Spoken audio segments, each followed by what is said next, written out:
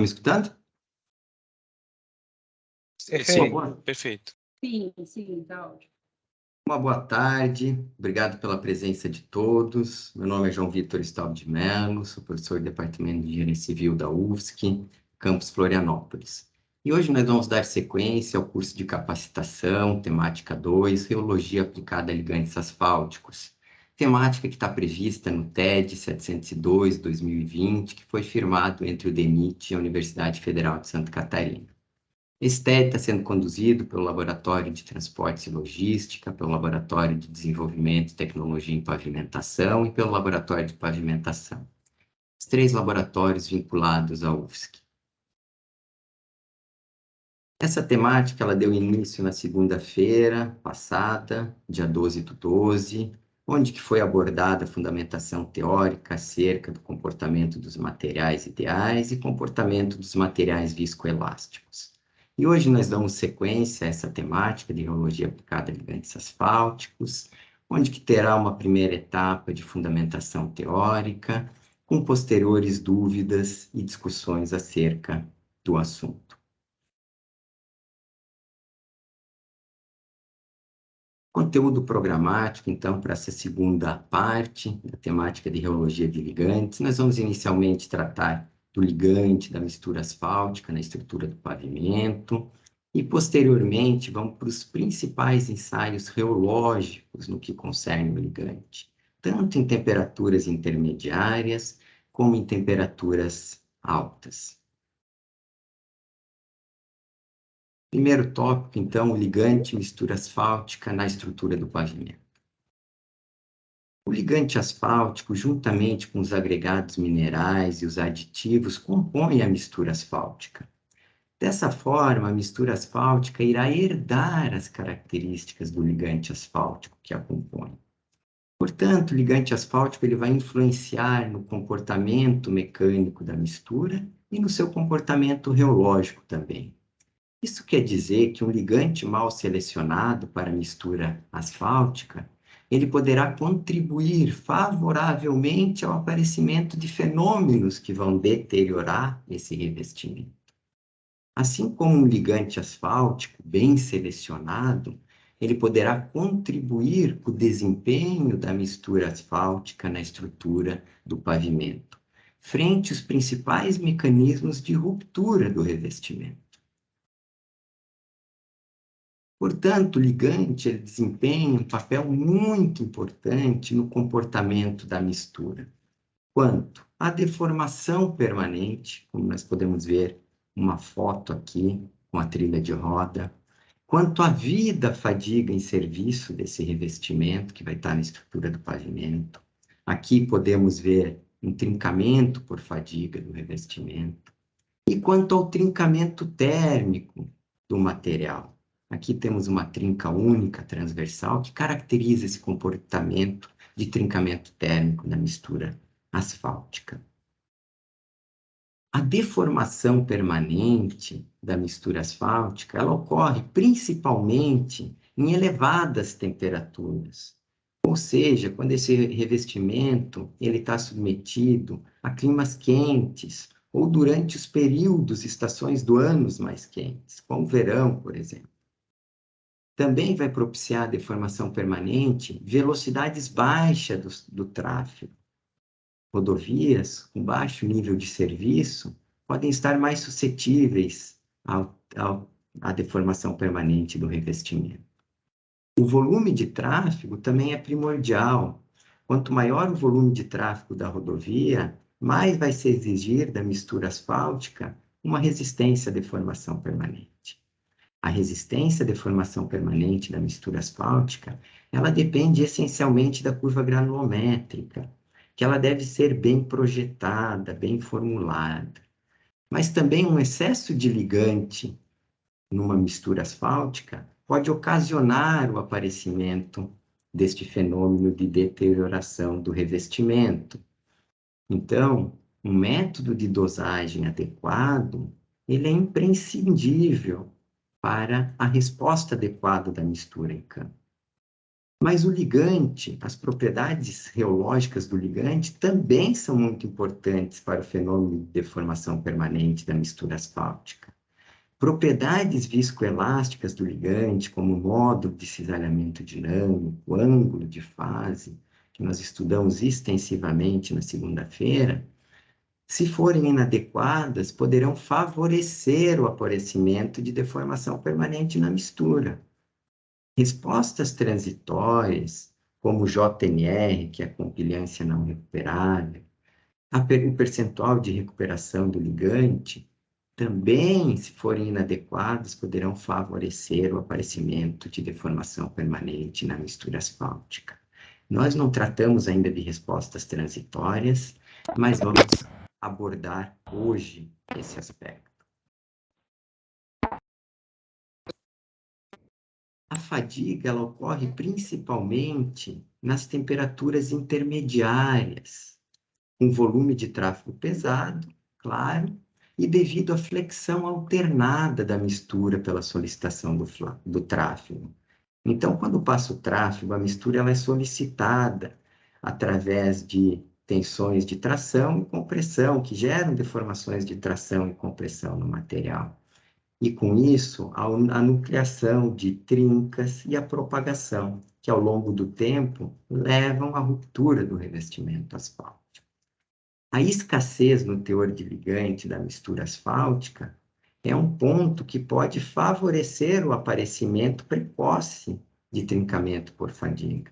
Então, mais uma vez, um método de dosagem adequada, uma visão adequada de projeto da mistura asfáltica é imprescindível para o desempenho do revestimento quanto a este fenômeno de deterioração.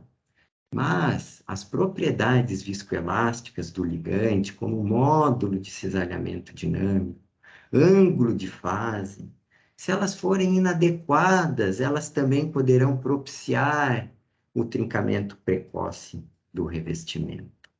Então, ligantes com baixas tolerâncias ao dano por fadiga podem ocasionar um trincamento precoce também do revestimento quanto a este fenômeno. O trincamento térmico do revestimento, ele ocorre principalmente em temperaturas inferiores a menos 10 graus, ou seja, em países com climas bastante frios. O trincamento térmico ele tem menos influência da granulometria e tem uma influência predominante do ligante asfáltico. E ele é devido, o trincamento térmico, a repetidos ciclos de variação térmica negativa, mas também pode ocorrer devido a um ciclo único a baixa temperatura, que pode gerar uma fissura, o trincamento do material devido a essa variação térmica. Então, as propriedades do ligante irão influenciar também no comportamento da mistura lá em campo, quanto ao trincamento térmico. Ligantes inadequados, quanto às suas propriedades reológicas, podem favorecer o aparecimento desse fenômeno de deterioração do revestimento asfáltico. Propriamente, nessa capacitação, nós não vamos tratar do trincamento térmico, por conta que no Brasil os dois principais fenômenos devido ao clima é o fenômeno de fadiga e deformação permanente. Portanto, um ligante asfáltico bem selecionado, com base nas condições de serviço, como o clima onde vai estar essa estrutura do pavimento, o seu tráfego, poderá contribuir com o revestimento quanto aos três principais mecanismos de deterioração.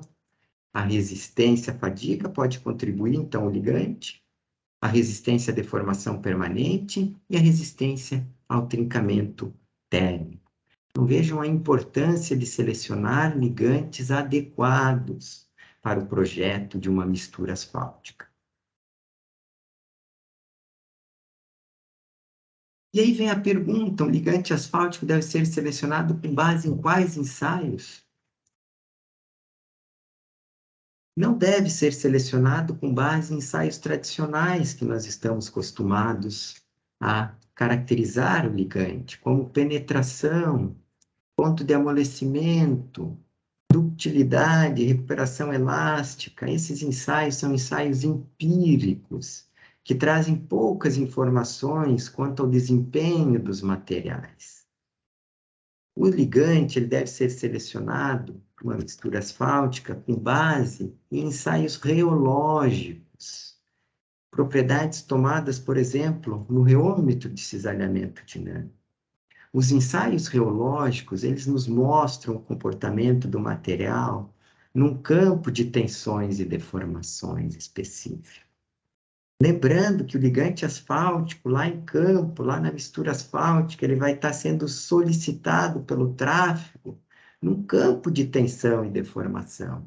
Então, é assim que nós devemos enxergar o material e extrair as suas propriedades neste campo de tensão e deformação. Nós queremos ver o comportamento dele, campo de tensão e deformação.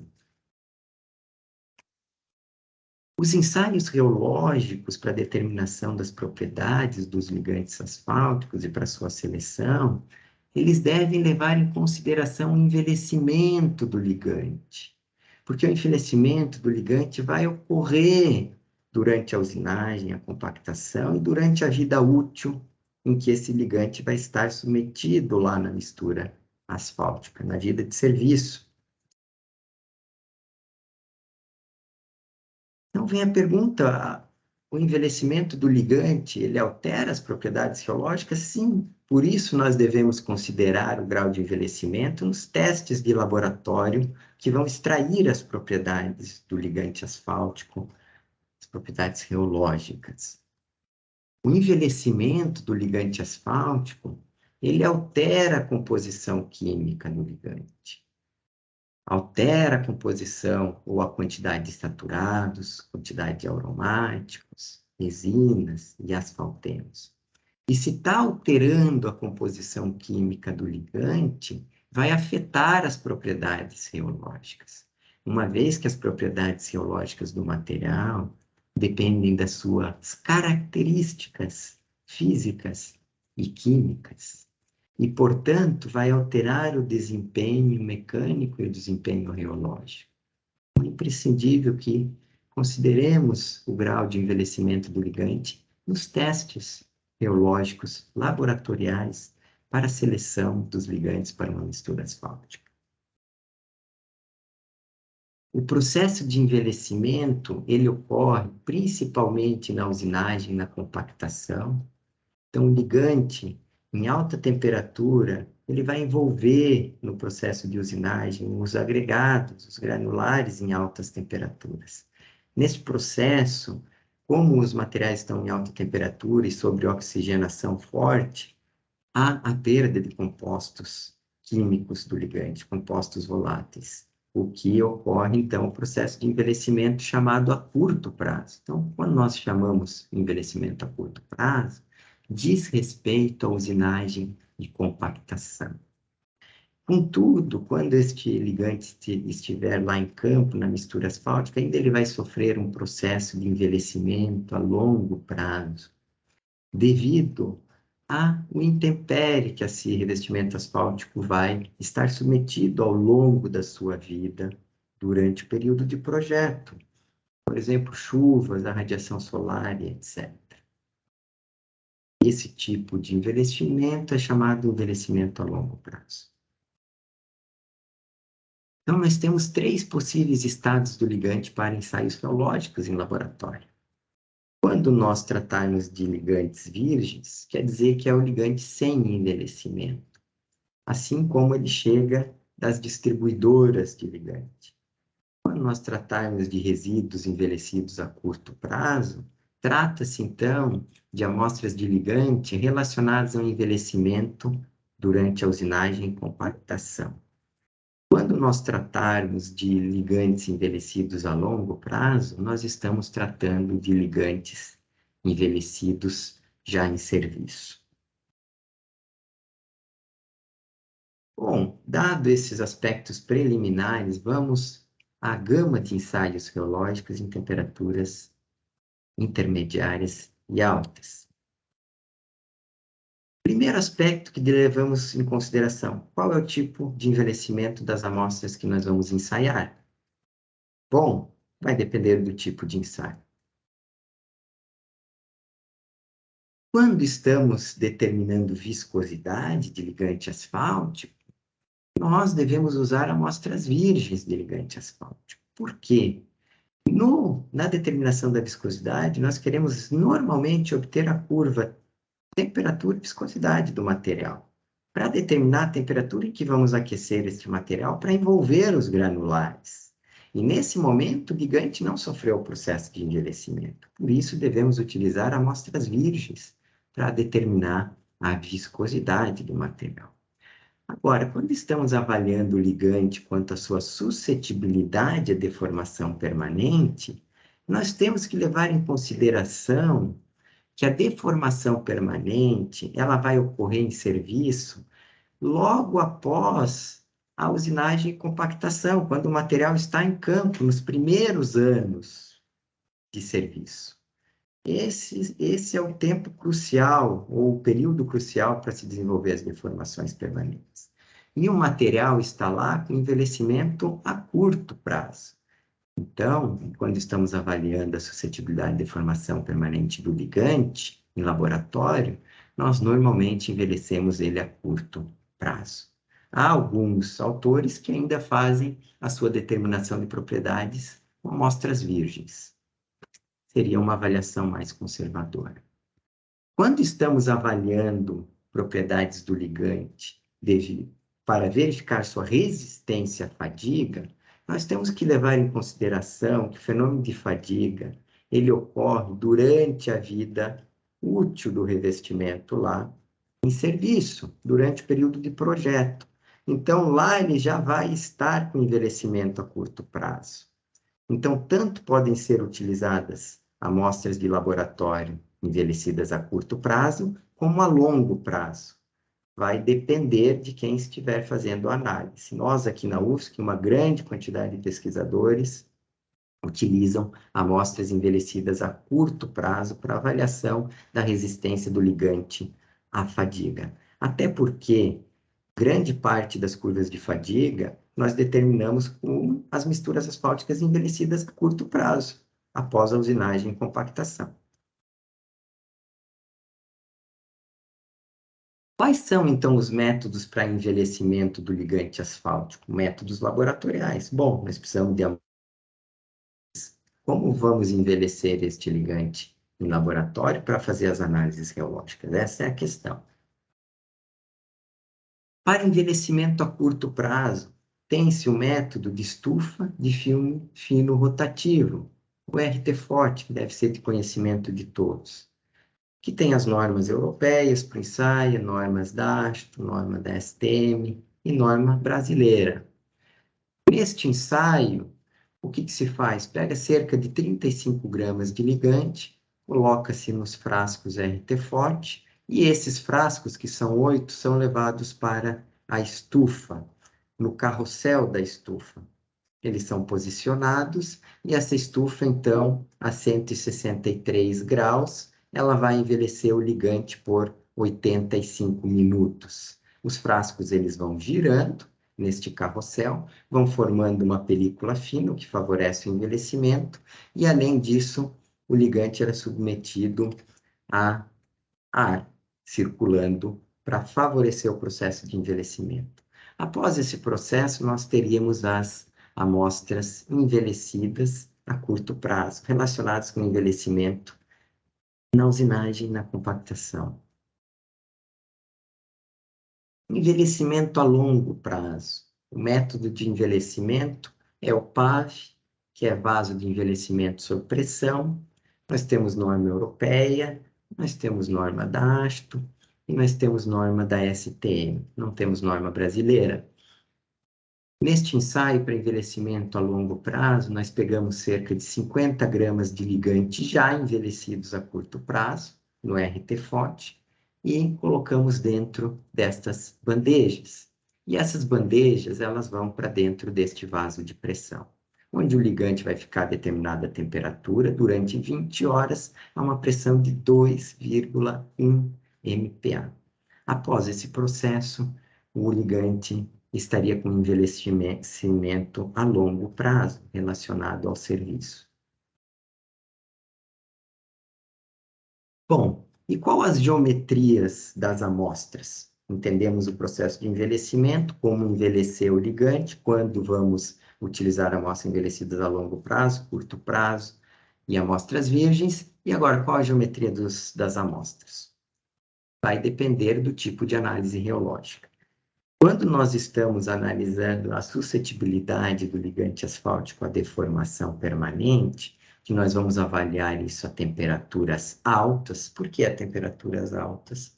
Porque é em temperaturas altas que desencadeia o fenômeno de deformação permanente lá em campo.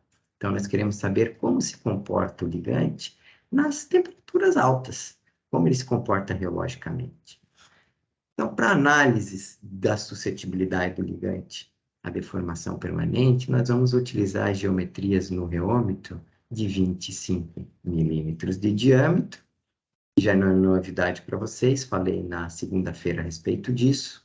E 1 milímetro de gap. Por que 1 milímetro de gap e não 2 milímetros? Porque 2 milímetros poderia ocorrer escoamento do ligante, que são temperaturas altas, a depender da natureza do ligante, é claro.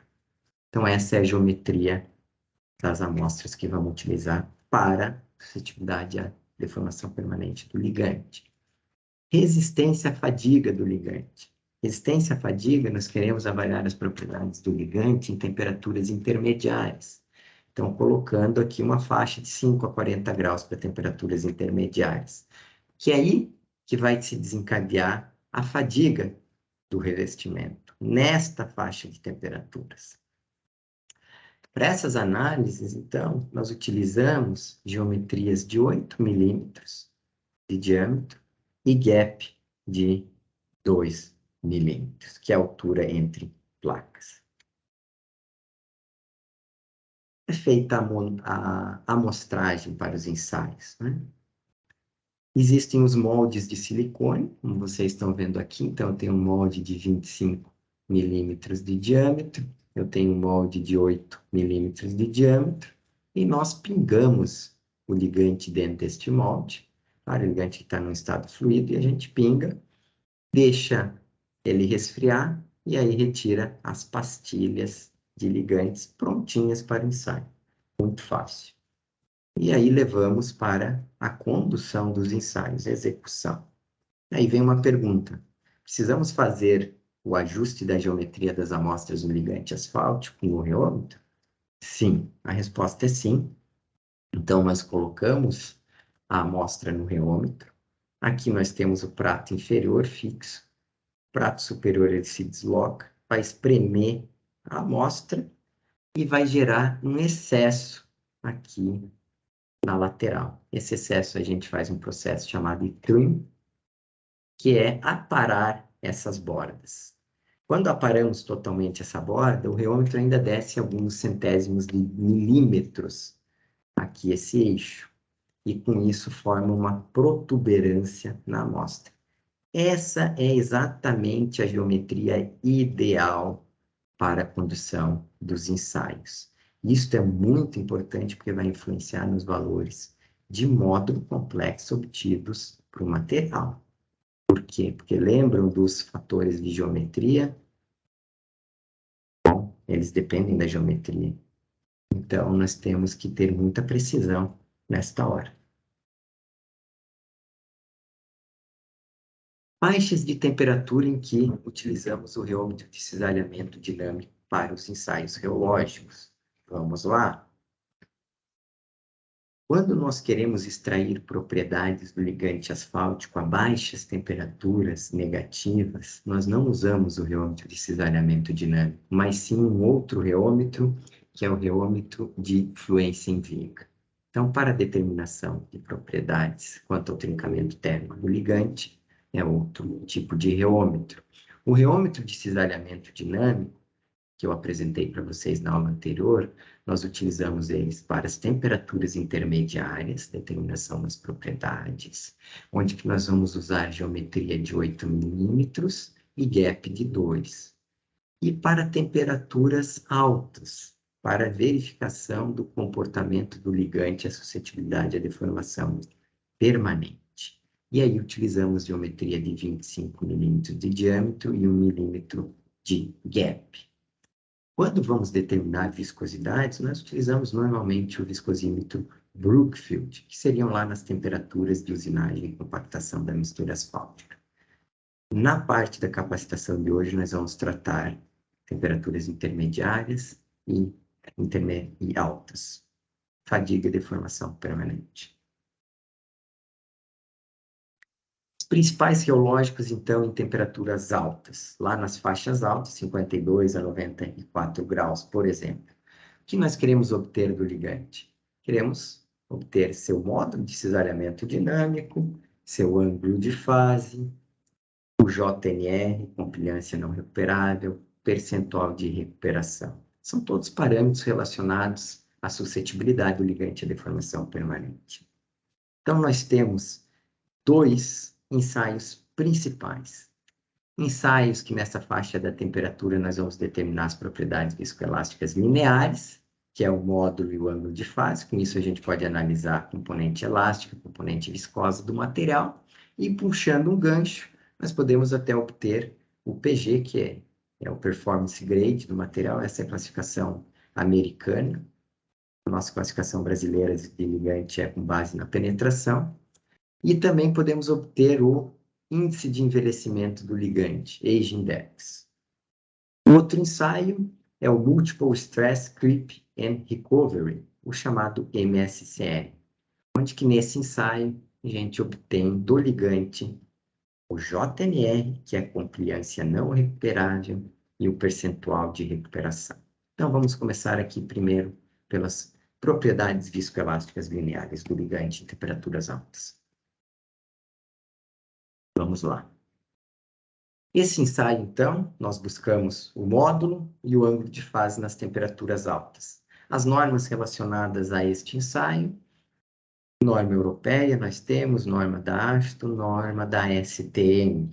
Que tipo de amostras a gente usa? Eu já comentei a respeito disso. Usamos normalmente o RT-FOT e, porventura, amostras virgens também. Mas o ideal é o RT-FOT. Amostras passadas pelo RT-FOT ou envelhecimento a curto prazo. Tipo de geometria que usa-se para a determinação do módulo do ângulo de fase, 25 mm gap de 1. A frequência do ensaio para determinar o módulo e o ângulo de fase. A frequência que se usa pelas normativas é 10 radianos por segundo. 1,6 Hz, uma frequência extremamente baixa. Por quê? Porque o fenômeno de deformação permanente, ele está mais propício a ocorrer a temperaturas altas e baixas velocidades de solicitação.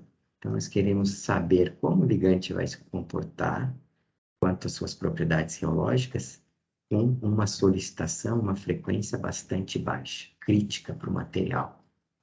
O ensaio é conduzido a deformação controlada, deslocamento angular, comentamos a respeito disso na segunda-feira, onde que as amplitudes de deformação que nós vamos utilizar para amostras virgens é de 12%, isso é normatizado, mas isso garante a linearidade no campo de tensão e deformação, e para amostras envelhecidas a curto prazo, 10%. A gente reduz o nível de deformação para ficar dentro do campo da linearidade. Faixas de temperatura que nós analisamos, aqui é um exemplo, 52 a 94, aí podemos fazer rampas de análise. Eu aqui propus rampas de 6 em 6, até para depois explicar para vocês como é que se obtém o PG, que é uma classificação americana do ligante. O que nós queremos do ligante nessas temperaturas altas? Isso é o mais importante. Nós queremos que o ligante apresente um módulo de cisalhamento dinâmico elevado, porque daí ele vai deformar menos sob ciclos de aplicação da carga, mas também apresente resposta elástica ideal, porque daí ele deforma e consegue recuperar parte do que, ou grande parte do que deformou, e assim não vai acumular deformações permanentes ao longo de ciclos de carregamento. Então, nós podemos analisar isso com base, por exemplo, em um parâmetro reológico. O módulo de cisalhamento dinâmico dividido pelo seno do ângulo de fase. Se isso aqui aumenta o módulo e diminui o ângulo de fase, eu tenho aumento deste parâmetro. Vamos a exemplos de resultados, uma vez que vocês já sabem como é determinado o módulo de cisalhamento dinâmico e o ângulo de fase. Tratamos isso na segunda-feira. Então, vamos comparar aqui, nessa disputa, o Polyflex 6085E, que tem 4% de SBS, versus o Rhino, que é um ligante altamente modificado, com 7,5% de SBS. Quem vai se dar melhor nessa análise de parâmetros reológicos em altas temperaturas? Esses ensaios são verdadeiros, os resultados. Vejam, Polyflex, amostra virgem, então estamos aqui fazendo amostras virgens, e Rhino. Temperatura de 58 graus. Vejam o módulo do Polyflex, 5,48. Vejam o módulo do Rhino para a mesma condição de ensaio, 11,8. Aumentamos a temperatura, claro, vai cair o módulo. O Polyflex, 2,94. O Rhino, 6,73. Módulos muito mais elevados para o Rhino. Vamos analisar o ângulo de fase. Ângulo de fase para o Polyflex, 70,2 na temperatura de 58. O ângulo de fase para o Rhino é 58, muito mais elástico o material. Quase 11 graus de diferença, e isso é bastante. Aqui amostras envelhecidas no RT forte, tanto do Polyflex quanto do Rhino. Segue o mesmo comportamento. É claro que os módulos aumentaram, porque o ligante envelheceu, ele ficou mais rígido. Então, aqui para o Polyflex foi a 11,3 a 58 graus, e para o Rhino foi a 18,6. O Rhino continuou mantendo uma componente elástica bastante alta, ângulo de fase de 57, e o Polyflex 66. Então, o Rhino muito melhor. Vamos avaliar agora estes ensaios ao longo de curvas e avaliar comparativamente a um CAP muito conhecido por todos nós, que é o 50-70. 50-70 versus Polyflex versus Rhino. O módulo para uma gama de temperaturas altas. Aqui nós temos a curva abaixo, que é do CAP 50-70. Veja que ele apresenta módulos muito menores que o Polyflex e muito menores que o Rhino. O Rhino apresenta um comportamento geológico muito melhor. Agora vamos olhar o ângulo de fase, que é dado por delta.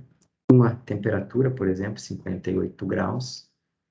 Olha o ângulo de fase do CAP 50-70. Vocês lembram, né, que uma componente totalmente viscosa, material totalmente viscoso, ele apresenta um ângulo de fase de 90 graus. Então, estamos com 85 para o CAP 50-70, 58 graus, o Polyflex 66 e o Rhino 57. Comportamento soberano do Rhino. Bom, com base no módulo e ângulo de fase, é possível obter, então, a classificação do ligante PG, por exemplo, classificação americana, Performance Grade. Vamos ver como, aproveitando o gancho. Bom, para a determinação do PG, basta a gente determinar a temperatura de falha do ligante quanto ao parâmetro módulo dividido pelo seno do ângulo de fase. Então, eu tenho as curvas, tanto aqui do CAP 50-70, quanto do Polyflex, quanto do Rhino. E olha a temperatura de falha, que é aquela em que se encontra com o limite de 2,2 kPa para este parâmetro reológico, segundo a especificação SuperPave. Quando esse parâmetro reológico ele é menor do que 2,2, o ligante tem um comportamento excessivamente irreversível de baixa rigidez, inadequado. Então, nós temos aqui como temperatura de falha, o CAP 50-70, 65 graus, basta olharmos aqui. Para o Polyflex, 76, um pouquinho, e para o Rhino, 88. Isso quer dizer que teria uma classificação desse ligante de PG64 em altas temperaturas, para o Polyflex PG76 e para o Rhino um PG88.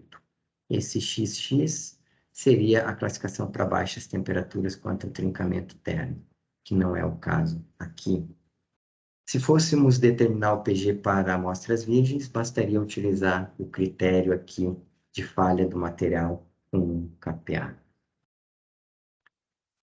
O que significa o PG, de certa forma? Quanto maior o PG, esse número, quer dizer que o ligante ele é menos suscetível à deformação permanente. Então, PGs altos são mais indicados para obras com climas extremamente quentes, tráfegos baixas velocidades e volume de tráfego alto. PGs baixos, eles são mais aconselhados para climas amenos, volume de tráfego baixo e velocidades normais.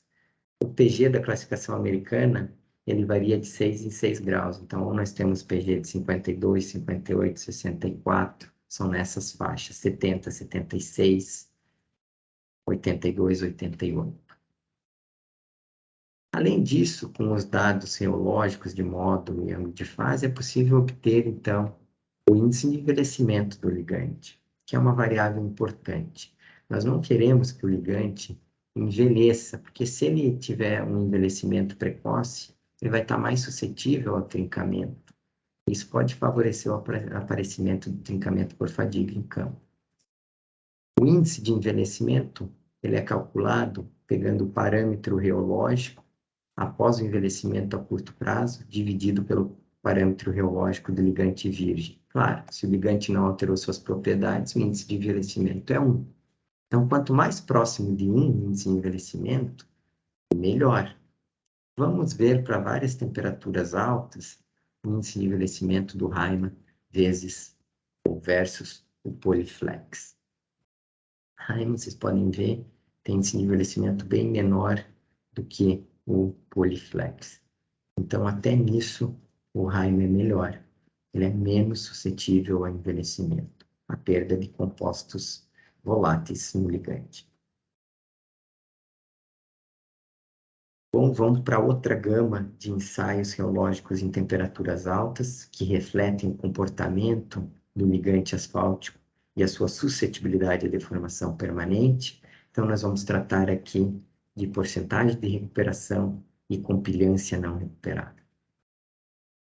Antes de eu explicar esses dois parâmetros reológicos do ligante, nós precisamos de alguns conceitos sobre respostas transitórias do material. Eu vou explicar isto para vocês a partir de agora. O que é creep? Nós podemos traduzir como fluência do material. É a deformação que o material vai sofrer quando nós aplicarmos um estado de tensão constante num período de tempo. Aplica uma tensão constante num período de tempo, o material vai se deformar. Vai sofrer um creep. Recovery é recuperação. É a capacidade do material de recuperar a deformação sofrida em um determinado intervalo de tempo. Então, a técnica do creep, ela consiste em nós submetermos o ligante a um estado de tensão constante por um período de tempo, que nós vamos usar 1 segundo pela técnica. Ele vai sofrer uma deformação durante esse segundo, contínua, e depois nós vamos cessar essa tensão. E vamos ver durante 9 segundos a capacidade do ligante de recuperar a deformação sofrida. Exemplificando para vocês, então nós vamos aplicar durante um período de tempo uma tensão constante no ligante, e o comportamento dele vai ser este, naturalmente, de um comportamento viscoelástico. Vejam, neste período em que a tensão é aplicada, T1 a T2, o material vai sofrer uma deformação. Depois a gente vai cessar a tensão e o material vai mostrar sua competência em recuperar a deformação sofrida. Então, nós vamos ter um valor de deformação total sofrida pelo material devido à tensão e quanto ele tem a competência de recuperar e o que ele não vai ter competência de recuperar, que é a deformação não recuperável. Os ligantes vão se comportar de forma diferente com base no seu aspecto reológico. Então, vou dar um exemplo aqui para vocês. CAP1 Pode ser um ligante aí sem polímero, 50-70, e CAP2 com polímero. Vejam, eu aplico uma tensão igual nos dois, o CAP 50-70 vai deformar muito mais, ele é menos rígido, certo? E o Poliflex, como tem maior módulo, ele vai deformar menos que o CAP 50-70. E além disso, quando eu cesso a tensão e quero observar o comportamento dele quanto à recuperação da deformação sofrida, provavelmente o CAP 50-70 não vai conseguir recuperar muito da deformação sofrida, porque a componente elástica dele não é das melhores. Já o Poliflex, ele vai recuperar muito da deformação sofrida. Com base nesse comportamento, nós podemos calcular o JMR e a porcentagem de recuperação do material, que são, então, respostas transitórias dos materiais viscoelásticos. Explicação de como calculamos isto, JMR. Para um ciclo aqui a explicação. Por exemplo, nós aplicamos uma tensão no material de 0,1 kPa em 1 segundo. Então, no primeiro segundo a gente aplicou a tensão, o material vai deformar, logicamente. Ele deformou tudo isto. E eu vou cessar durante 9 segundos essa tensão. O material vai começar a recuperar sua deformação sofrida. Para eu calcular a compilância não recuperável, basta eu pegar a deformação não recuperável, que é esta parcela, e dividir pela tensão aplicada. Quanto maior a compilância não recuperável do material, pior é o comportamento dele. Nós queremos baixas compilâncias não recuperáveis do material. Então, aqui, a nossa compilância recuperável deu 1,97 kPa, na menos 1. Como é calculado a porcentagem de recuperação do material? Outro parâmetro. Então, novamente, nós temos aquela tensão que foi aplicada, o material ele deformou, e depois a gente cessou essa tensão e o material teve a capacidade de recuperar uma parcela da deformação sofrida.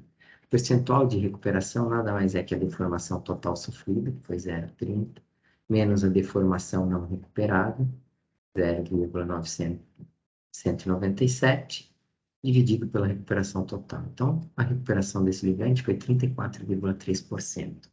É uma regra de 3 aqui, na verdade. Qual é o percentual que ele consegue recuperar do que ele deformou? É isso que a gente calcula. O que a gente quer do ligante? Percentual de recuperação elevada.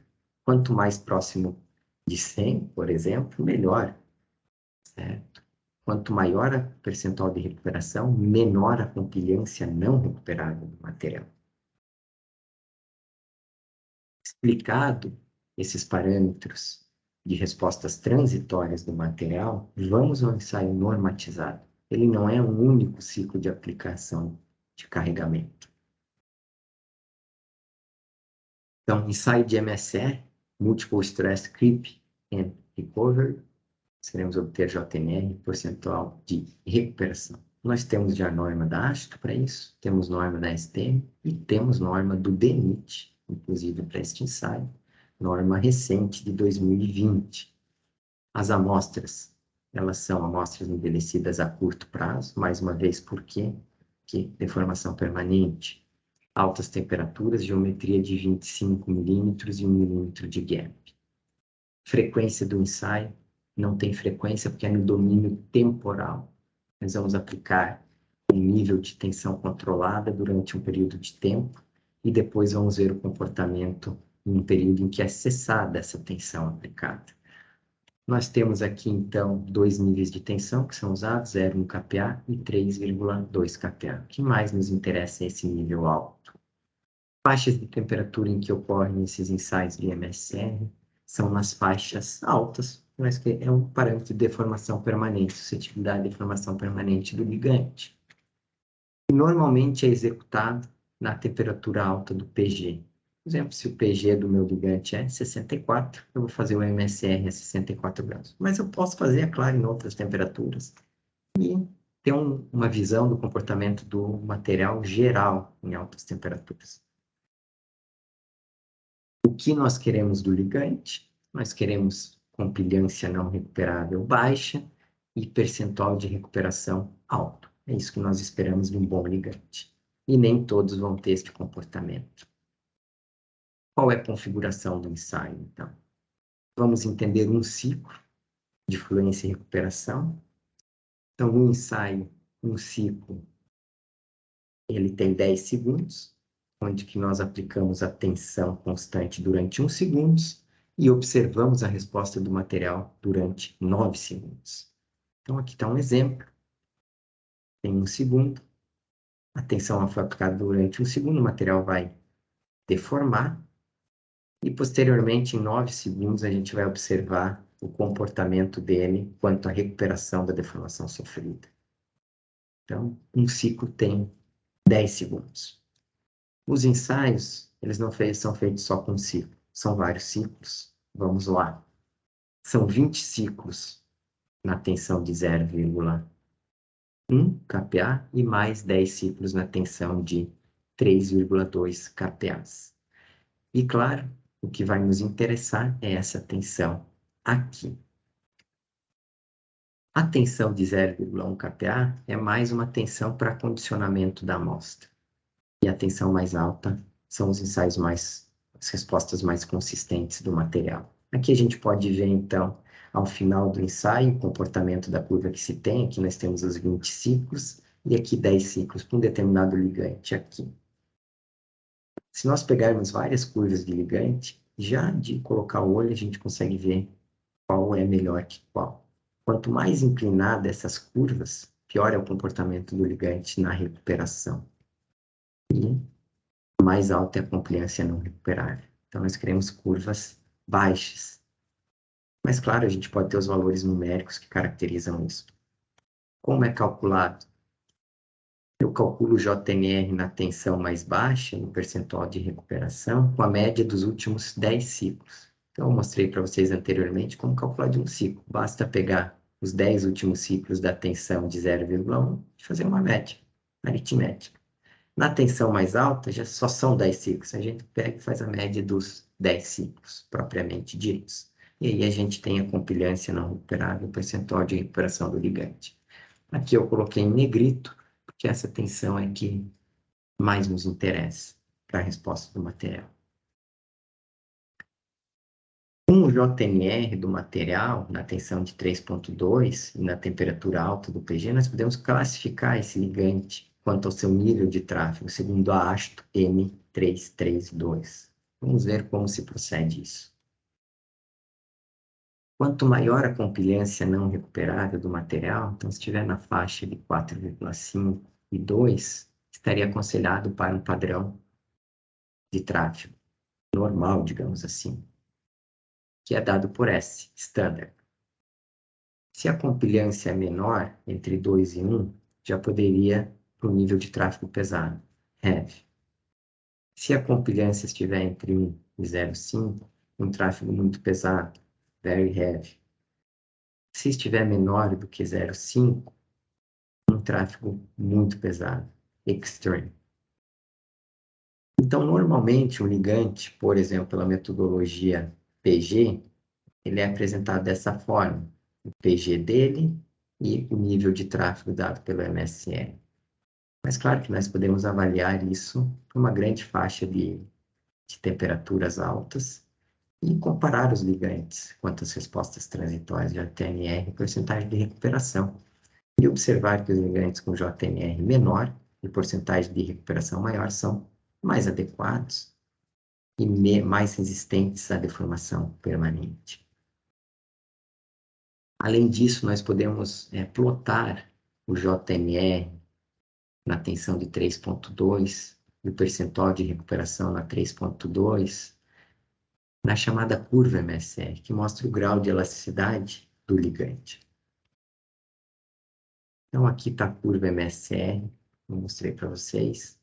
Ela foi proposta por Anderson e está nas normativas da ASTO, onde que pegando o percentual de recuperação do material, por exemplo, que deu na compilância não recuperável, eu vou ver se ele vai cair na zona aqui superior à curva ou inferior. A superior é alta elasticidade e abaixo é baixa elasticidade. Então, é mais uma visão do comportamento do ligante asfáltico. Nós queremos alta elasticidade. Agora vamos para os resultados. Exemplos de resultados. Nesta disputa aí entre o Poliflex 6085E versus o Raiman, o Poliflex com 4% de SBS e o Raiman com 7,5%. É assustadora a diferença do comportamento dos ligantes. Claro, nós estamos olhando aqui uma temperatura de 82 graus com amostras RT forte. Nós temos o Poliflex em azul e o Raiman em laranja. Aqui os últimos 10 ciclos na tensão mais baixa, que não nos interessa muito, e os 10 ciclos na tensão mais alta. Quanto mais inclinado o comportamento da curva, maior é a compliância não recuperável do material e a capacidade de recuperar deformações sofridas. Então vejam que nessa temperatura o Poliflex apresenta um comportamento péssimo comparado ao Raiman. Se nós pegarmos um único ciclo aqui de aplicação da carga, vejam quanto que o Poliflex deformou e o quanto o Raiman deformou. Primeiro, o Raiman deformou muito menos que o Poliflex. Por quê? Porque tem mais módulo. E segundo, a capacidade de recuperação de toda a deformação sofrida do Raiman é extraordinária, por causa das componentes elásticas do material. Já o Poliflex, não. Então, o Raiman é muito superior ao Poliflex. Claro, estamos trabalhando aqui com uma temperatura bastante alta e crítica para o material. Este gráfico aqui ele pode ser representado de forma numérica. Então, aqui estão os resultados numéricos. Enfim, a porcentagem de recuperação do Poliflex é de 18,74 nesta temperatura, é claro. E a compilância não recuperável, 4,84. Vamos comparar com o Raiman. O Raiman tem uma capacidade de recuperação de 93,63%, enquanto que sua compilância não recuperável é baixíssima, próxima de 0,08. Então, a diferença ela é absurda entre o comportamento dos dois ligantes. Agora vamos olhar em uma faixa de temperaturas, a compliância não recuperável e o percentual de recuperação. E vamos comparar com o CAP 5070, que nós conhecemos ele muito bem. Percentual de recuperação na tensão de 3,2, desde 58 graus a 88 graus. Vejam o percentual de recuperação do CAP 5070. 0. Material de péssimo comportamento. O Poliflex ele tem um percentual de recuperação em torno de 80. E a manutenção desse percentual de recuperação ela ocorre mais ou menos até 64 graus, depois vai caindo um pouco. Mas ainda mantém percentuais de recuperação aceitáveis e altos. Agora comparem com o Raiman. O Raiman, o percentual de recuperação, ele é elevadíssimo, próximo de 100. E ele se mantém constante até quase 82 graus, onde que há uma queda não tão substancial, 88 graus. O percentual de recuperação vai lá perto de 80%. Então, o material realmente apresenta uma superioridade muito elevada. E aqui, isso tudo é refletido no JMR, que é a compliância não recuperável do material. Claro que o JMR do CAP 5070 é altíssimo. Do Poliflex se mantém baixo até um determinado nível e depois sobe. E o Raiman, ele mantém essa capacidade de manter a compliância não recuperável baixa, muito alta, até 88 graus. Agora, comparando o Raiman e o Poliflex, quanto ao grau de elasticidade na curva MSR. Então, 82 graus. Quanto mais nessa região aqui superior, melhor o material. Então, aqui nós estamos vendo o Raiman, em verde, e aqui nós estamos vendo o Poliflex. Há uma distância muito grande. É claro que nós estamos numa temperatura bastante crítica, avaliando isto. Mas vamos comparar o CAP 5070 com o Raiman Poliflex, ainda 82 graus. À distância, estamos aqui com o CAP, Poliflex e o Rhein. Para não ser injusto, vamos levar para uma temperatura mais baixa, 64 graus, e vamos novamente analisar o comportamento dos três. Nós temos ainda o CAP 5070 com péssimo comportamento. O Poliflex já nessa temperatura apresenta um comportamento melhor, mas o Rhein ainda se mantém, claro, baixou a temperatura, fica mais tranquilo ainda para o Rhein o comportamento. Então fica muito claro que o Riemann é superior em termos de parâmetros foniológicos a elevadas temperaturas e vai contribuir adequadamente com a mistura em campo quanto a esse fenômeno.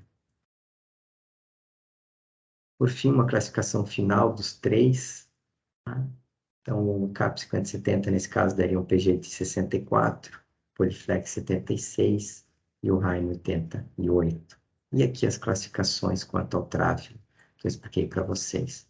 No final, PG mais MSR daria essa simbologia para os três.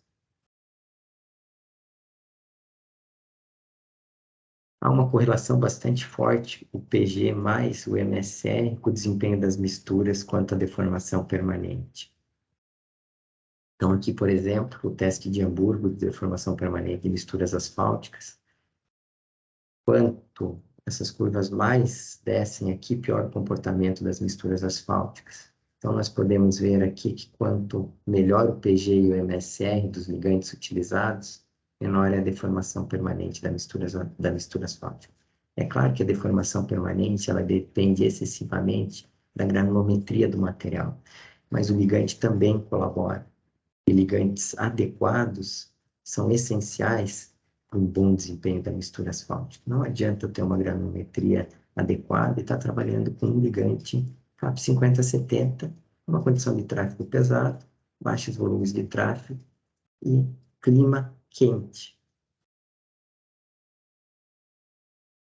Aqui várias outras correlações de MSR com o desempenho da mistura asfáltica quanto à deformação permanente, sob ótica de diversos ensaios de deformação permanente. E aí vocês podem analisar com calma, tem os autores, e ver que há uma correlação bastante forte. Para finalizar, nas temperaturas altas, vamos ver um ensaio, ensaio, tanto da determinação das propriedades reológicas do ligante em altas temperaturas, aqui do módulo e do ângulo de fase, e determinação do PG e o MSR.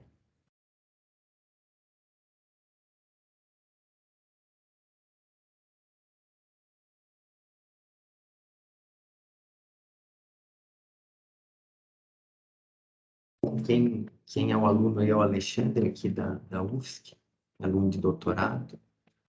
Então, ele vai mudar as amostras para ensaio de MSR e para determinação do módulo de desalinhamento dinâmico de fase em altas temperaturas. Vejam a facilidade para se moldar. Então, o diâmetro aí é de diâmetro de 25 milímetros.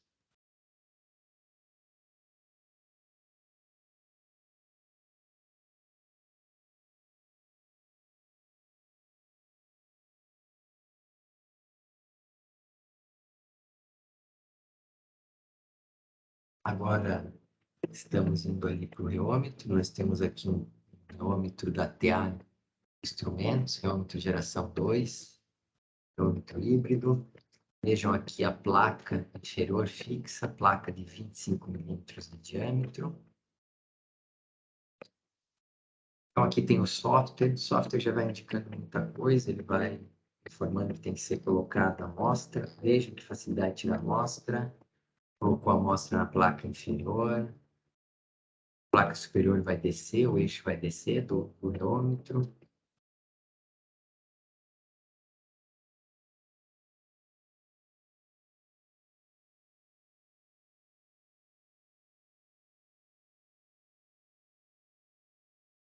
E antes de chegar no gap de 1 milímetro, ele vai parar alguns centésimos de milímetros antes, o próprio software vai parar, para que se faça a parte de aparagem da amostra.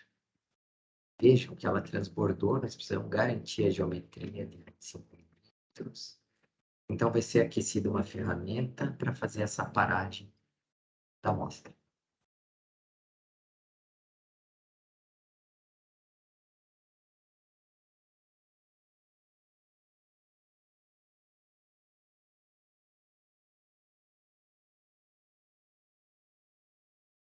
Esse soprador de ar é para aquecer a ferramenta, para permitir uma adequada aparagem da amostra.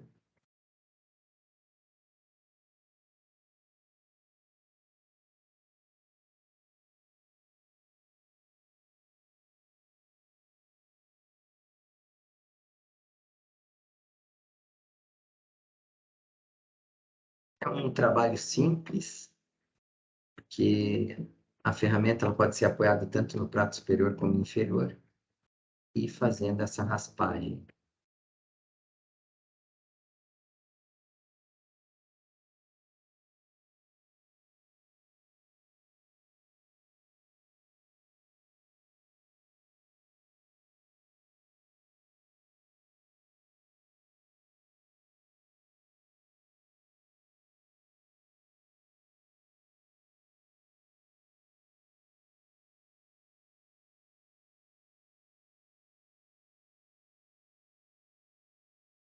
Vejam que agora o râmetro descer um pouquinho e vai formar aqui aquela borda, aquela protuberância necessária. Formou a protuberância, a amostragem está perfeita para iniciar os testes. Então, a determinação aí do modo de cisalhamento dinâmico do ângulo de fase em altas temperaturas, vamos começar com 58 graus, gap de 1. Então, está me dando o módulo aqui, como vocês estão vendo, 6,62 kPa. É uma amostra de 50/70, amostra virgem. Olha o ângulo de fase dessa amostra, já 58 graus, perto de 90. Uma amostra com uma componente viscosa muito elevada. É claro que aqui a gente aumentou daí a temperatura para 64 graus, o módulo vai cair, certo? O ângulo de fase vai subir. É um péssimo comportamento. E aqui ele já dá o PG também da amostra, mas claro, nós podemos analisar só o módulo e o ângulo de fase. Aqui ele já está informando que para o PG essa amostra falhou a 65,3. Então, isso quer dizer que o PG dessa amostra é de 64, PG 64. Mas como a gente quer determinar o módulo e o ângulo de fase para diversas temperaturas, para analisar o módulo e o ângulo também, não só ter o PG, a gente continua fazendo para as demais temperaturas. Então, aqui está sendo ensaiado 58, 64, 70, 76, 82. Que veja que o comportamento do ligante é péssimo.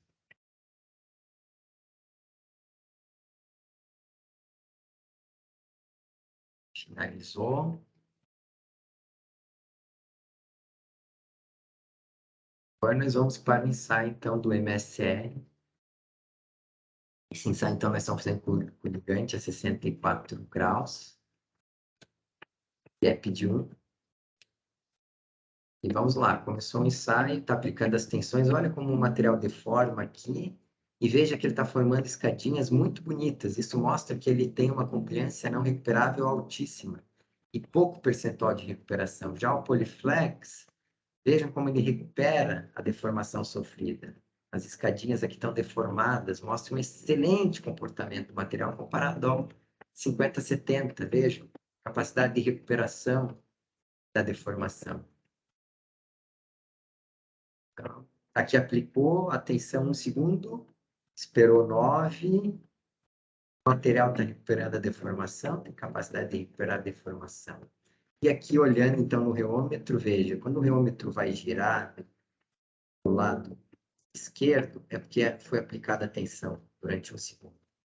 Veja, aplicou a tensão 1 segundo, parou, e o reômetro está retornando a oscilação, devido à recuperação do material elástico.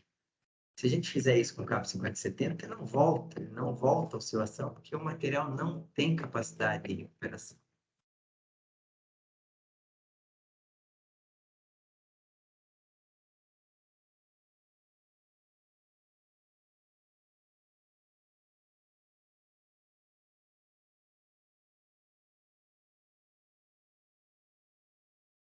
Seguindo, então, esses foram os ensaios reológicos em temperaturas altas e agora passamos para os principais ensaios reológicos em temperaturas intermediárias, onde que nós queremos obter o módulo de cisalhamento dinâmico do material, o ângulo de fase e a curva de fadiga ou resistência à fadiga do ligante em temperaturas intermediárias. Por que em temperaturas intermediárias?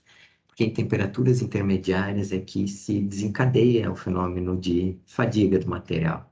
Então, nós queremos observar essas propriedades nesta faixa de temperatura.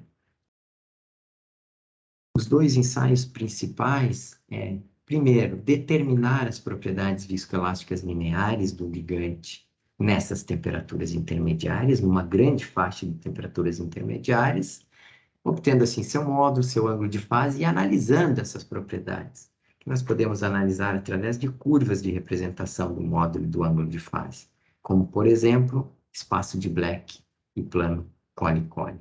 Além disso, a gente pode obter do material sua curva de fadiga do ligante asfáltico, que esse ensaio é um ensaio de Lass, que é uma varredura de amplitude linear, que, com base neste ensaio, nós conseguimos o modelo de fadiga do ligante.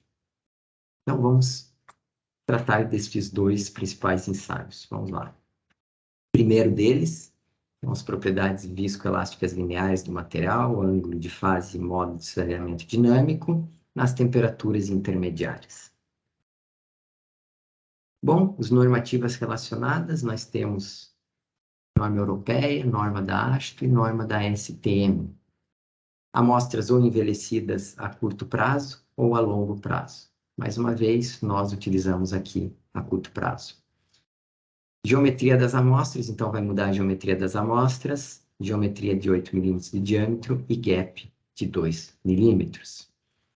Nós vamos fazer neste ensaio que é uma varredura de frequências para cada uma das temperaturas intermediárias. Aqui os resultados que eu vou mostrar para vocês, a gente determinou as propriedades a 5 graus, a 10, a 15, a 20, a 25, a 30 e a 35. E para cada uma dessas temperaturas, a gente variou também as frequências. Então, a gente vai ter uma chuva de pontos do módulo do material em várias temperaturas intermediárias e para várias frequências, módulo e ângulo de fase. Esse ensaio é conduzido à deformação controlada, ou seja, deslocamento angular, conforme já abordado na segunda-feira.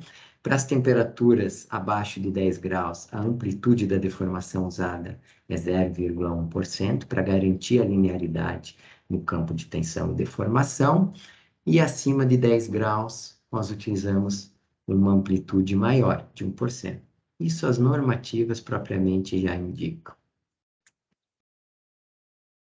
O que propriamente se espera de um ligante quanto ao seu módulo e ângulo de fase nessas temperaturas intermediárias, nessa grande faixa de temperaturas e frequências que o material vai ser solicitado? Nós esperamos que o ligante asfáltico apresente ângulos de fase bastante baixos, o que caracteriza uma componente viscosa do material baixa. A componente viscosa do material, ela tem relação com a energia dissipada do material durante um ciclo de aplicação de carga, durante um ciclo de solicitação. E a energia dissipada, ela está relacionada com o dano que o material sofre nesse ciclo. Então, quanto maior a energia dissipada, maior seria o dano que o material está sofrendo durante esse ciclo. Então, se o meu material dissipar pouca energia, menor o dano, maior a resistência à fadiga ao longo de muitos ciclos de carregamento. Então, nós queremos componentes viscosas nessas temperaturas e nessas frequências de carregamento baixas, porque a energia dissipada nada mais é que o π vezes a deformação que o material sofreu numa condição de deformação controlada ao quadrado, multiplicado pela parcela viscosa, que nada mais é do que o meu módulo vezes o seno do ângulo de fase. A energia dissipada no ciclo de carregamento, ela está relacionada com a área sob a curva tensão-deformação durante um carregamento senoidal ou sinusoidal. E quanto maior esse loop de esterese, que é essa área formada, maior a energia dissipada e maior seriam os danos ocasionados no material durante esse ciclo de carregamento. Então, vamos olhar um material puramente elástico, que tem um ângulo de fase de 0, puramente elástico. Não tem defasagem entre a tensão e a deformação. A minha curva tensão-deformação ela se sobrepõe ao longo de um ciclo alternado. Isso quer dizer que a minha energia dissipada é zero. Agora vamos olhar um material com comportamento puramente viscoso, ângulo de fase de 90 graus. A minha curva tensão-deformação, ela forma essa circunferência perfeita. E a sua energia dissipada é toda essa área. Agora, claro, se eu tenho um material viscoelástico ligante, ele vai ter um comportamento intermediário em relação a esse e esse. E quanto menor a sua componente viscosa, mais ele vai se aproximar deste comportamento elástico e menor é os danos que ele vai sofrer durante os carregamentos e maior sua resistência fadiga. Exemplo de resultados aqui. Vamos mudar um pouquinho os competidores. Vamos analisar aqui o Polyflex versus o CAP 5070. Polyflex com 4% de SBS, o CAP 5070 não tem nada de SBS. Então, aqui são os resultados plotados no espaço de Black. Todos os módulos e ângulos de fase nas temperaturas intermediárias e para uma gama de frequências de 0,1 a 30 Hz. Aqui em Y eu tenho o módulo e aqui o ângulo de fase. Veja o comportamento do CAP 5070, essa curvinha verde, e do Polyflex. Aqui é o encurtamento do espaço de Black.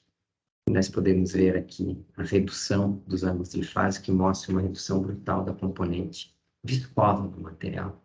Então, nós podemos dizer certamente que o Polyflex ele é muito mais resistente aos danos durante uma solicitação. Outra maneira de observar esse comportamento é a gente plotar os resultados todos obtidos de módulo complexo e ângulo de fase no plano cole-cole, onde nós temos a componente viscosa em Y e a componente real em X. Polyflex laranja e o CAP 5070 verde. Se nós pegarmos aqui o último ponto, caracteriza um dos ensaios de módulo, a gente vai ver uma determinada componente elástica, viscosa, desculpa, e comparar com o CAP Polyflex, essa componente viscosa é menor. Isso acontece para todos os valores. Há um encurtamento aqui do Polyflex 685E, o que mostra que ele tem menores componentes viscosas para toda a faixa de temperatura e frequências. Então, é melhor o Polyflex em relação ao CAP 5070. Por fim, o último ensaio é o LAS, para obter, então, a curva de fadiga do ligante asfáltico. Como é que é conduzido este ensaio? Então, este ensaio nós temos normativa da ASTO para esse ensaio, AT 391, e já temos normativa do DNIT também para esse ensaio, a 439. É uma norma bastante recente deste ano, onde que nos permite esse ensaio obter a tolerância ao dano do material, a fadiga. Nesse ensaio são utilizadas amostras tanto envelhecidas no RT-FOT como PAV, vai depender da normativa. O DNIT, ele estabelece a RT-FOT. Nós também aqui utilizamos as amostras envelhecidas no RT-FOT. A geometria, então, é de 8 de diâmetro por 2 de gap. A frequência do ensaio, então, é uma única frequência de ensaio a 10 Hz. E o modo do ensaio consiste em aplicar uma deformação no material de 0 ou 0,1% e ampliando ela ao longo do ensaio até 30%, até romper o ligante. Vai se nuclear uma trinca e vai romper o material. E isso é feito com 3.100 ciclos. A temperatura em que é conduzido o ensaio, então, são temperaturas intermediárias, porque a gente quer ver a fadiga do material, e a fadiga ocorre em temperaturas intermediárias. No caso da norma do DNIT, ela está propondo 19 graus, mas pode ser feito em várias temperaturas. Para esse ensaio, é necessário aplicar, então, um critério de ruptura. Os critérios de ruptura eles também mudam de norma para norma. Há diversos critérios de ruptura também propostos Por exemplo, um dos critérios de ruptura é 30%, 35% da integridade do material. Quando os danos já causaram 35% do material, o material estaria rompido. No caso do DENIT, o critério de ruptura é a máxima pseudoenergia da deformação. Então, diverge um pouquinho. O critério de ruptura ele vai influenciar no modelo de fadiga obtido para o material. O que se quer deste ensaio com o ligante? Ou o que se espera do ligante nesse ensaio? A partir do modelo de fadiga obtido, calcula-se o fator de fadiga do ligante. Quanto maior esse fator de fadiga, maior seria ou melhor o comportamento do ligante o fenômeno. Então, nós queremos FFL altos, elevados. Podemos comparar ligantes quanto a isso. Então, vamos lá. O ensaio ele consiste, mais uma vez, em aumentar as amplitudes de deformação no material em 10 Hz, vai aplicando oscilações de carregamento de 10 Hz no material e aumentando as amplitudes.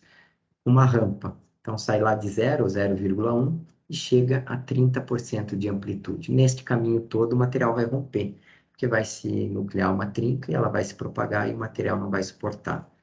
E aí, materiais que resistem mais vão suportar mais essas amplitudes de deformação. E isso, essa amplitude de deformação, deve ser executada com 3.100 ciclos. Com base daí nesses dados, aplicando a teoria do dano contínuo, no campo da viscoelasticidade, nós conseguimos obter a curva de fadiga do material. Então, tem que fazer todo um tratamento dos dados obtidos, há planilhas para fazer isso, para chegar na equação de fadiga do material. Que ela vai ter dois parâmetros, então a gente vai obter dois parâmetros, o A, que é o intercepto aqui, o número de ciclos até a falha, e o B, que é a inclinação dessa curva de fadiga. Então, eu vou ter uma curva de fadiga por ligante. É claro, se melhor é o ligante, é aquele que vai suportar mais números de ciclo para um nível de deformação. Então, se eu tenho um ligante A que tem essa curva de fadiga e eu tenho um B que tem uma curva de fadiga aqui em cima, o B tem um melhor comportamento. Se a gente pegar uma amplitude de deformação, para o ligante A, vai romper no número mais baixo do que para o ligante B. Só que a gente não analisa numa amplitude de deformação única. A gente analisa numa faixa de amplitudes de deformação. É isso que estabelece o fator de fadiga do ligante. É a curva abaixo, é a área abaixo da curva de fadiga entre a amplitude de deformação de 1,25 e 2,50. Então, o FFL calcula isso. Para eu calcular o FFL, basta eu determinar o número de ciclos em que o material vai romper com 1,25% de amplitude de deformação e 2,25. Eu entro nessa equação da norma e calculo o FFL. Por que essa amplitude aqui de deformação? Por que se analisa nessa amplitude de deformação? Porque correspondem a níveis que, segundo vários autores, vão ocorrer em campo. Então, nós temos que analisar nessa faixa para obter um comportamento do material. Então, exemplos de resultados. Vamos lá, o CAP 5070 versus o Polyflex versus o Rayma agora. CAP 5070, 0 de SBS, Polyflex 4, Rayma 7,5. As curvas de fadiga, então, obtidas para cada um dos materiais.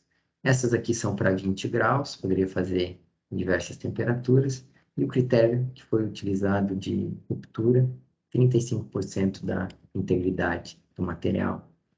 Já podemos olhar de cara que a curva de fadiga do CAP 5070 está abaixo da do Polyflex e do Rayma. Isso retrata que o Polyflex e o Rayma apresentam um comportamento de fadiga superior, ou seja, eles toleram mais os danos. Vamos calcular, então, o FFL, fator de fadiga do ligante, de cada um deles. Precisamos determinar o número de ciclos que o ligante vai romper com uma amplitude de 1,25% e 2,5% para cada um dos ligantes. Mas olhando, já sabemos que vai dar um fator de fadiga mais alto para o Polyflex e para o Rayma.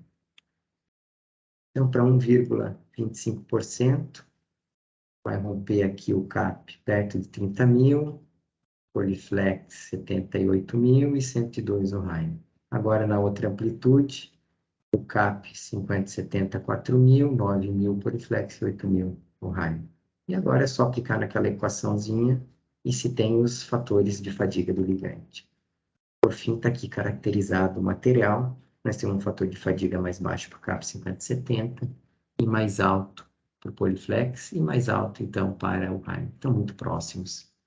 Então, nós temos um comportamento muito similar à fadiga do Poliflex e o Raima, que são superiores ao CAP 50/70. Para finalizar, então, nas temperaturas intermediárias, vamos ver vídeos dos ensaios, determinação do módulo de desaceramento dinâmico do ângulo de fase, toda essa faixa de temperaturas intermediárias para diversas frequências de ensaio, e o ensaio de LAS.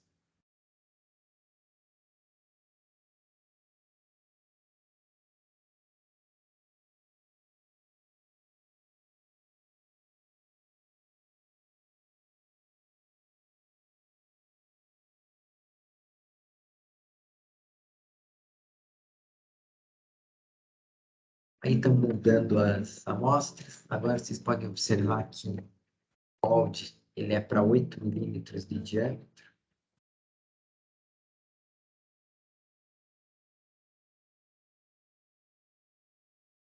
São amostras bem pequenas, umas gotas.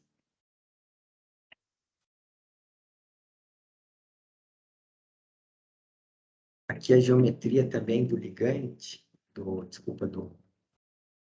prato, é de 8 agora.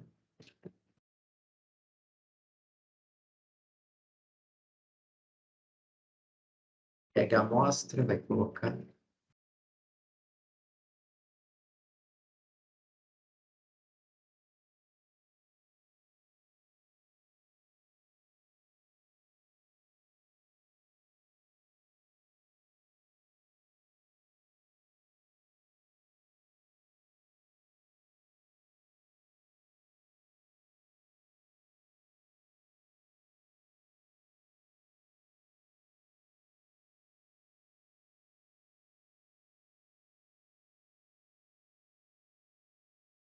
Tem que ajustar a geometria, então.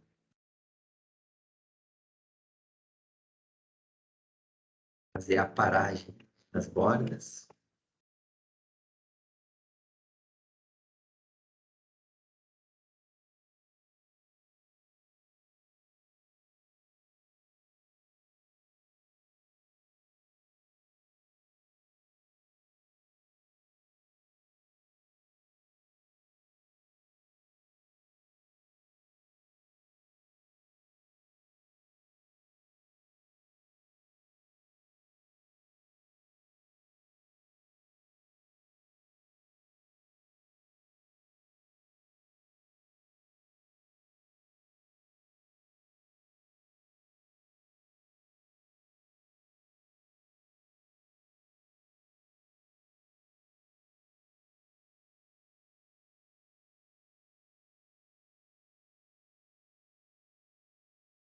Agora o râmetro vai descer um pouquinho, vai formar protuberância. Pronto, baixou. Estabilizar a temperatura inicial do ensaio. Então, determinação do módulo e do ângulo de fase para diversas temperaturas e frequências intermediárias, para a gente analisar o comportamento reológico. Aqui começamos a 35 graus, olha aqui na parte superior. E aqui para diversas frequências. À medida que as frequências estão aumentando, aqui em X, o módulo do material está aumentando. Então, isso é uma isotérmica da temperatura, agora para 25 graus. Vejam, 30, quer dizer, esse aqui é 30, e agora vai iniciar para 25 graus. Vai surgir uma isotérmica aqui em cima. O material, à medida que eu estou abaixando a temperatura, está aumentando seu módulo. E à medida que eu estou aumentando a frequência, ele está aumentando o módulo. Vejam essas curvas. E aqui nós podemos ver, aqui no canto, os sinais de deslocamento da força aplicada. Podemos visualizar com tensão aplicada e deformação sofrida no material. Dá para ver que quando a gente aumenta a frequência, vai diminuindo a defasagem. Percebam aqui, ó, as curvas. Claro, com a diminuição da temperatura também. Então, aqui a gente tem todos os módulos de ângulo de fase do material em temperaturas intermediárias. E podemos analisar de várias formas estes dados. Como eu mostrei, o plano de Colli-Colli, o espaço de Black, já são suficientes para observar diferentes comportamentos geológicos do material. O ensaio de Lass, então aqui está sendo conduzido em 20 graus. Está fazendo um pré-condicionamento para o ensaio. E agora sim ele vai começar a aplicar deformações no material. Vocês estão vendo aqui uma frequência de 10 Hz, bem rápido. Vai aplicar deformações e vai aumentar essa amplitude de deformações de 0 a 30%. O material vai romper nesse inteirinho. Alguns materiais vão romper antes, outros depois. E com base em todos os dados do ensaio, é possível aplicar a teoria do dano contínuo e obter, então, o modelo de fadiga do material, que é isso que a gente quer, para analisar o fator de fadiga do ligante. O material já rompeu. Para ver aqui a fissura, mas ainda o ensaio está sendo realizado.